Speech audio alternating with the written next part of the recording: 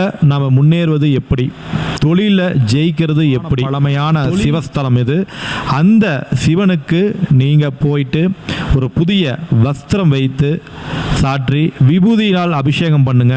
இல்லை விபூதி அங்கே நிறைய வாங்கி கொடுத்து அந்த பெருமாளிடம் சொந்த தொழிலில் நான் நல்லா வரணும், சொந்த தொழிலில் ஜெயிக்கணும், சுய தொழிலில் நல்ல பேரும் புகழும் கிடைக்கணும், நல்ல லாபம் எனக்கு கிடைக்கணும், தொழிலில் நான் நல்லா வளர்ச்சி அடையணும் அப்படின்னு சொல்லி,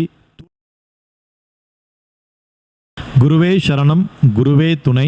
அனைவருக்கும் இனிய வணக்கங்கள். நான் உங்கள் யோகநாத் குருஜி. இன்று நாம் தொழில் அப்படிங்கிற ஒரு தலைப்பு வைத்து பதிவு செய்கின்றோம்.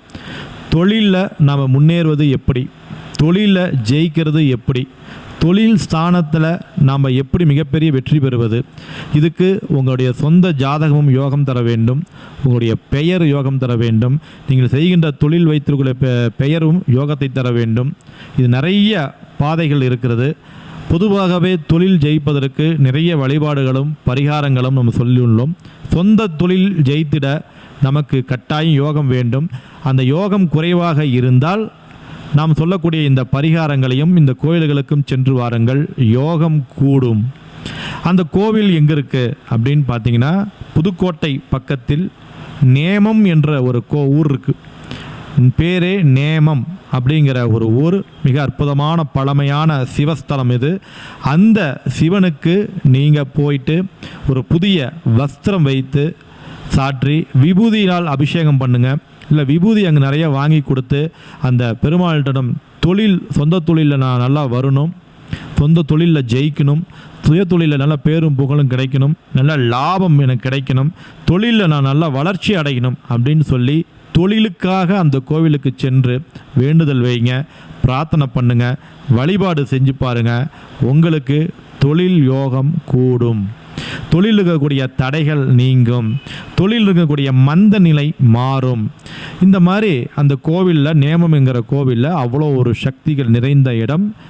புதுக்கோட்டை காரைக்குடி பக்கத்தில் இந்த கோவில் இருக்குது. நீங்கள் போய் சென்று பாருங்கள், மிக அற்புதமாக இருக்கும். அதுக்கு அடுத்தது தொழில் ஸ்தானத்தை இன்னும் விரிவுபடுத்திட நாம் பிள்ளையார்பட்டி கற்பக விநாயகரை வழிபாடு செய்ய வேண்டும். நீங்கள் பிள்ளையார்பட்டிக்கும் நேமமுக்கும் கொஞ்சம் சிறிது தூரம் தான் இருக்கும். அங்கே போய் கரெக்டாக கேளுங்க. அந்த நேமம்ங்கிற கோவில் இப்போ கட்டாயம் பார்த்துட்டு வாங்க. உன்னை பிள்ளையார்பட்டிக்கு பார்த்துட்டு போனாலும் சரி, இல்லை நேமம்ங்கிற கோவிலுக்கு போயிட்டு பிள்ளையார்பட்டி வந்தாலும் சரி, பிள்ளையார்பட்டிக்கு போயிட்டு அபிஷேகம் பண்ணுறப்ப விநாயகரை பாருங்கள். மதியம் உச்சிகால பூஜையில் அபிஷேகம் செய்வாங்க. அந்த அபிஷேகம் பண்ணுவதை பாருங்கள்.